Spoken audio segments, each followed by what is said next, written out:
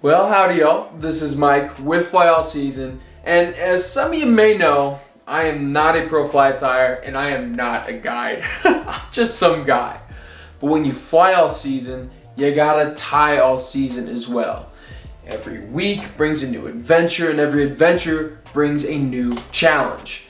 And to chase that bite, we gotta have the right flies in our box. So let's take it right now to the vise and see what's cooking up for this week's adventure.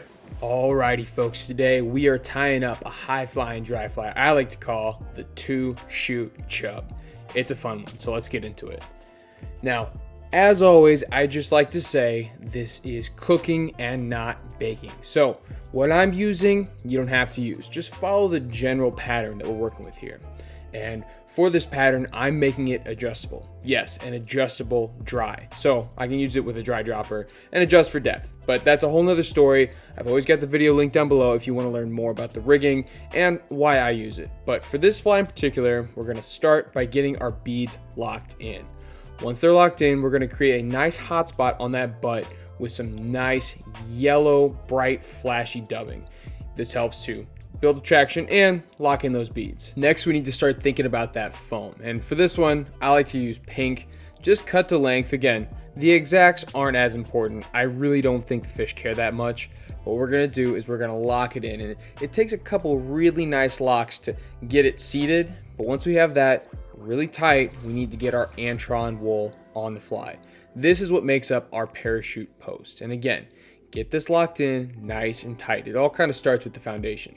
Once you have it in, we're going to start building up our posts. And this is probably the hardest part of this fly. It just takes patience, and to really build up a solid post for our hackle to go on is very important. And that's the next step. So get a nice piece of hackle, and this can be a wide range of sizes. Again, no exacts on this one.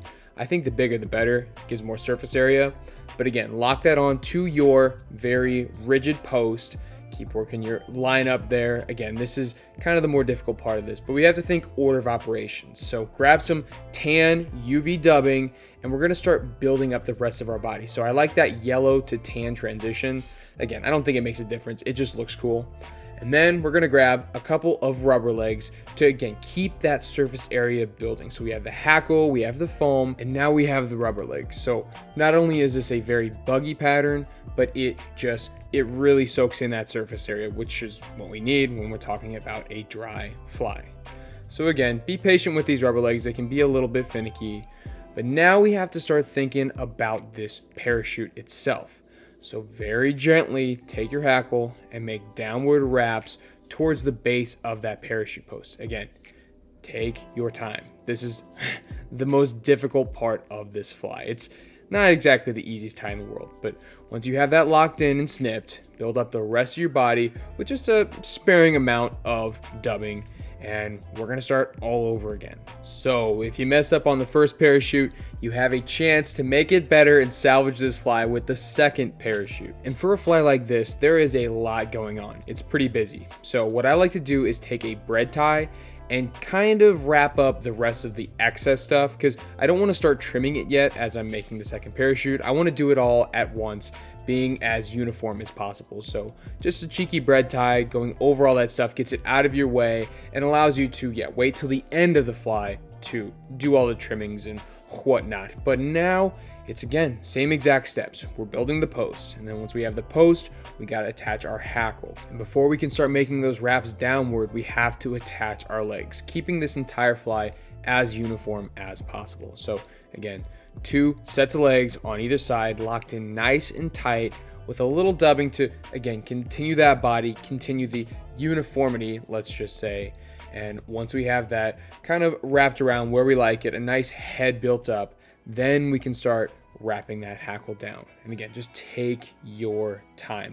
This is a super buggy, super floaty fly, but it takes a lot of time to, make it all happen. So touching wraps downward will get the job done, and sure hands will complete this fly. So nothing left to do, then get that whip finish tool out, give it a nice couple whip finishes because you really want to lock this in. And then there's nothing left to do, then trim everything off. So your parachute post, give it a nice snip, and your legs, same thing. I like to leave them a bit longer. I just think it makes it so much more buggy and it takes up a lot more surface area. And then there you have it, folks. This puppy is ready for the water. Now, if this ain't a fly time flex, I don't know what is. This is, this is kind of an intermediate to more difficult pattern, but I love it so much, folks. It is such an awesome fly. These bigger, buggy kind of presentations, I love them. High country trout love them too. So when terrestrial season is hot, I'm talking red hot, something like this that can look like a stonefly, it could look like a grasshopper, a beetle, an ant. It covers such a wide range, and when the trout are just keyed in looking for some big old meals up top, they crush stuff like this. And because it's kind of a smaller, more compact pattern, but still got a lot of buggy action to it, it's so good. So you got the pontoon legs holding it up, you got the foam making it nice and buoyant, and then you got the two shoots on the Two Chute Chub. Dude, this thing is cash, and there are a lot more intricate kind of techniques you gotta learn in a fly like this. I think the biggest is space management. On such a small shank like that, things get crowded, and I can't tell you how many flies like this I've screwed up just because I'm trying to do too much. It's like that old Elmer's glue kind of philosophy. A dot is a lot, so you gotta be very careful of your thread wraps and spacing of the two shoots and the foam and everything involved in it. And yeah, so on top of the techniques being a little bit more intermediate, I guess, the materials themselves, kind of a lot of materials to just make this one fly.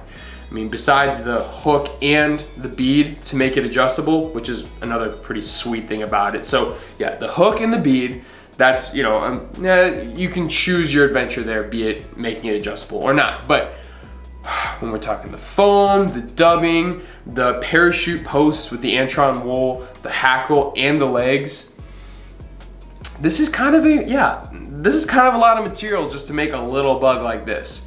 But I will say this with wholehearted confidence. I love patterns like this, and I can't make enough. I usually don't lose too many like this, but I end up, giving them away, or the off chance they do break off, it's like, oh, it's such a heartbreak, and I can never have enough. So these are well worth your time, well worth learning the techniques, in my opinion. So folks, tie a couple of these up, let me know what you think, and I'll see you on the vise for the next go around here. Well, hello, hi, howdy, how are you?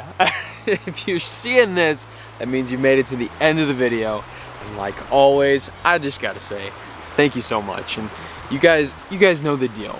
As you like and comment and subscribe, all the sharing, it goes into this weird YouTube algorithm. I don't understand it. It's a little above my pay grade, but it helps and it makes this channel grow. And if you have been paying attention, it's growing so freaking fast, and I have you guys to thank for that. And seriously, it means the world that, you guys are interested in my adventures and I love taking you along with. So if you can't get enough of the fly season here on YouTube, well, I got some good news for you. You know the deal. We've got the Instagram, the Discord, and the Patreon. Go check those out.